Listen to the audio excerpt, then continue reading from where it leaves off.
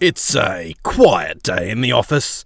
Perhaps it's got something to do with me relocating the help desk to the recently vacated boss's office and accidentally putting an axe 53 times through the phone cables down that corridor. Forget using pink noise tapes for relaxation. There's nothing quite like the distant sound of phones being slammed frustratedly into cradles to help a BOFH chill out. Our telecom system is in a shocking state. Must be down to all the users taking out their anger on the handsets.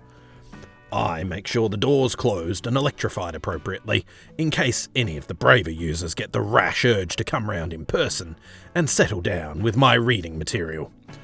Normally, this is the time to catch up on those Dutch magazines that were inadvertently delivered to the back door a couple of months ago, and which seem to have been delivered equally inadvertently ever since.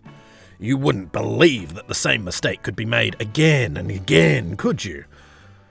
Someone, though, seems to have found my private stash, since it appears to have grown legs.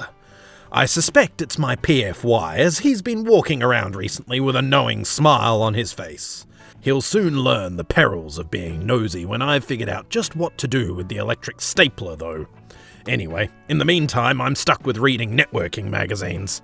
Pausing only to fill in a "please send a balmy UPS salesman to see me" form in the name of the guy from accounts who cut me up in the car park this morning, I start to wade through the surprisingly tall stack of unopened networking mags.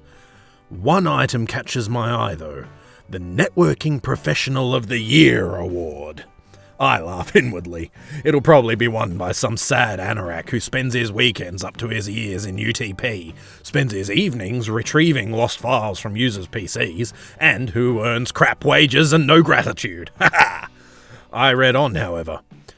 Presented at a special ceremony at Le Hôtel Ambassadeur in the south of France. Now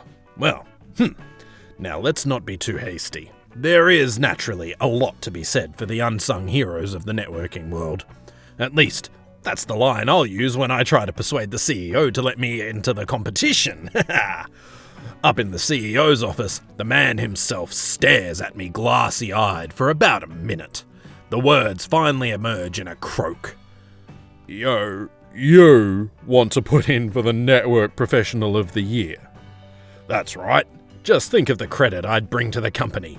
I'm thinking of the bad publicity you'd bring to the company. That's not very nice. I adopt my most aggrieved expression, combined with my most innocent tone of voice. And after all I've done for this company too.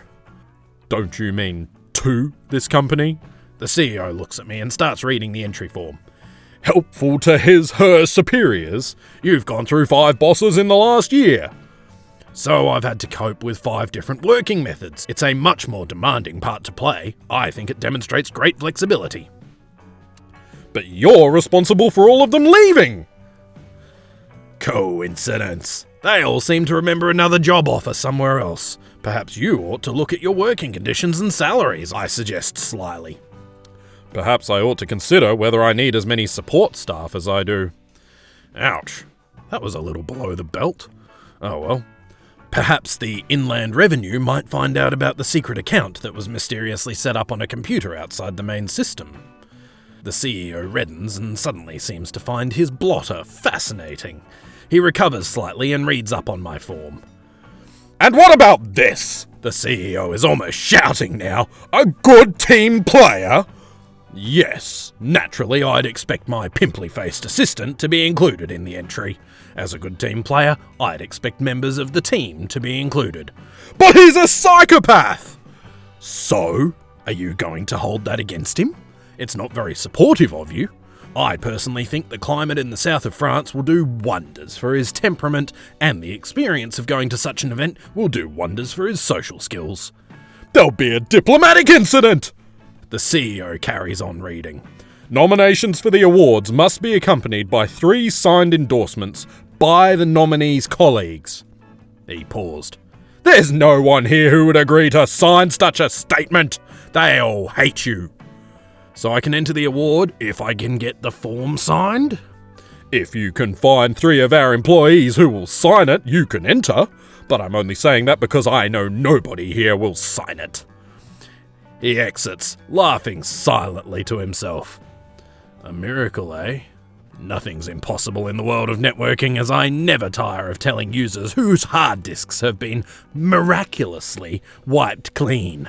After all, who said getting someone's signature on a form actually needed them to write it?